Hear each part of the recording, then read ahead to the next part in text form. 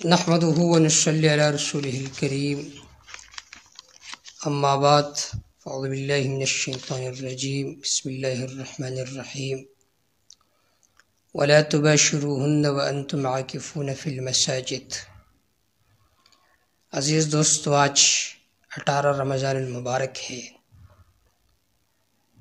2 دن کے بعد ایک حکم مسلمانوں کی طرف متوجہ ہوتا ہے، وہ ہے اعتکاف کا حکم۔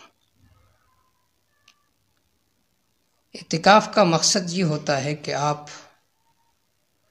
اللہ کے چوکٹ پر بیٹھ جائے کہ یا اللہ تعالیٰ میری گناہوں کو معاف فرما۔ یہ آخری عشرہ عتق من النار، جہنم سے چھٹکارے کا۔ اے اللہ میری گناہوں کو معاف فرما، میں آپ کے دروازے پر آ چکا ہوں، اس در کے علاوہ کوئی در نہیں میرا کہ میں وہاں پر جاؤں، وہاں پر رو، لہٰذا مجھے معاف فرما۔ تو لہٰذا ہر کسی کو چاہیے کہ اس اعتکاف کو ضرور ادا کرے۔ سنت علی الکفائی ہے یہ اعتکاف۔ اگر محلے میں کسی نے بھی اعتکاف نہیں کی مسجد میں تو سارا محلہ گنہگار ہوگا۔ تو یہ تو نیکی کا عمل ہے، ثواب کا عمل ہے، اس میں پیچھے نہیں رہنا چاہیے۔ اور آپ صلی اللہ علیہ وسلم کے بارے میں آتا ہے کہ آپ صلی اللہ علیہ وسلم کا عام معمول تھا اعتکاف کرنا۔ حضرت عبداللہ بن عمر رضی اللہ تعالیٰ عنہ فرماتے ہیں کان رسول اللہ صلی اللہ علیہ وسلم یعتکف العشر الاواخر من رمضان، کہ آپ صلی اللہ علیہ وسلم رمضان کے آخری عشرہ میں اعتکاف فرماتے تھے۔ امام بخاری رحمہ اللہ نے اس روایت کو نقل کیا۔ اس طرح ام عائشہ رضی اللہ تعالیٰ عنہ فرماتی ہے ان النبی صلی اللہ علیہ وسلم كان يعتكف العشر الاواخر من رمضان حتى توفاه الله ثم اعتكف ازواجه من بعد، کہ آپ صلی اللہ علیہ وسلم آخری عشرہ میں اعتکاف فرماتے تھے یہاں تک کہ آپ صلی اللہ علیہ وسلم فوت ہو گئے، پھر آپ صلی اللہ علیہ وسلم کے بعد آپ کے ازواج مطہرات اعتکاف کیا کرتی تھی۔ تو اس سے معلوم ہو کہ یہ کتنا مؤکد سنت ہے جس کو آپ صلی اللہ علیہ وسلم نے کبھی ترک نہیں فرمایا۔ صرف ایک موقع پر آپ نے ترک فرمایا، آپ نے شوال میں پھر اعتکاف کی، اور ایک مرتبہ آپ صلی اللہ علیہ وسلم نے 20 عشرے اعتکاف کی، یعنی 20 دن آپ اعتکاف کے لیے بیٹھے تھے جس سال آپ صلی اللہ علیہ وسلم فوت ہو گئے تھے۔ جو آدمی اعتکاف کے لیے بیٹھا ہوتا ہے اس کا خیال یہ ہوتا ہے کہ باہر تو نیک اعمال ہوتے ہیں، امر بالمعروف ہوتا ہے، کسی کی عیادت کے لیے جانا ہوتا ہے، جنازے میں شرکت ہوتے ہے، میں تو یہاں پر محروم رہتا ہوں۔ تو آپ صلی اللہ علیہ وسلم نے فرمایا کہ جو معتکف اعتکاف کے لیے بیٹھا ہوتے ہیں، باہر جتنے لوگ نیکی کے کام کرتے ہیں اس سب کا ثواب اس کو بھی ملتا ہے۔ ابن عباس رضی اللہ تعالیٰ عنہ سے روایت ہے، آپ صلی اللہ علیہ وسلم نے فرمایا معتکف کے بارے میں وہ یعکف الذنوب، ایک فائدہ تو یہ ہے کہ آدمی گناہ سے بچ جاتے، چغلی سے، جھوٹ سے، غیبت سے۔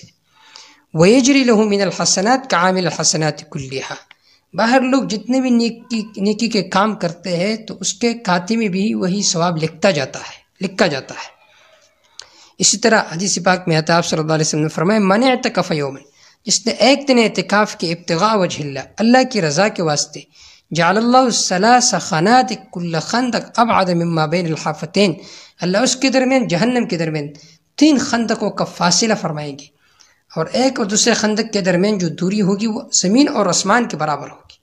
تو آپ اندازہ لگائیے جو آدمی 10 دن اعتکاف کے لیے بیٹھا ہو تو اللہ تعالیٰ اس کے درمیان اور جہنم کے درمیان کتنی دوری فرمائیں گے۔ تو اللہ تعالیٰ سے دعا ہے کہ اللہ تعالیٰ امت مسلمہ کو اس عمل کی ادا کرنے کی توفیق عطا فرمائے۔ اعتکاف کی کتنے سخت احکام ہیں کہ بغیر ضرورت بشری اور بغیر شرعی ضرورت کے آپ باہر نہیں نکل سکتے، تاکہ آپ پابند رہے یہ 10 دن 9 دن اور آپ اللہ کو راضی رکھیں۔ اور جب آدمی اعتکاف میں بیٹھ جاتا ہے اس کا ایک فائدہ تو یہی ہے جو میں نے ذکر کیا کہ گناہوں سے بھی بچ جاتا ہے، عبادت کا وقت اس کو مل جاتا ہے، اور فارغ ہوتا ہے وہ اللہ کی عبادت کے لیے۔ دوسرا یہ کہ یہ جو آخری عشرہ ہے اس میں ایک رات ہے، قرآن مجید میں اللہ رب کے ارشاد ہے اِنَّا أَنزَلْنَاهُ فِي لَيْلَةِ الْقَدْرِ، قرآن کو میں نے اتارا ہے لیلۃ القدر میں۔ لیلۃ القدر خیر من الف شہر، جو عزت والی رات ہے یہ 1000 مہینوں کی عبادت سے بھی افضل ہے، جس کی جو مقدار ہے وہ 83 سال بن جاتی ہے۔ اگر ایک آدمی 83 سال تک عبادت کرے تو اس سے بہتر ہے کہ جس کو یہ ایک رات مل جائے۔ تو وہی ایک رات جس کو لیلۃ القدر کہا جاتا ہے وہ اس آخری عشرہ میں ہے۔ تو جو معتکف اعتکاف کے لیے بیٹھتا ہے تو ظاہر بات ہے وہ ہر رات عبادت کے لیے تو اٹھتا ہے، جب عبادت کے لیے اٹھتا ہے تو وہی رات وہ ضرور پا لیتا ہے۔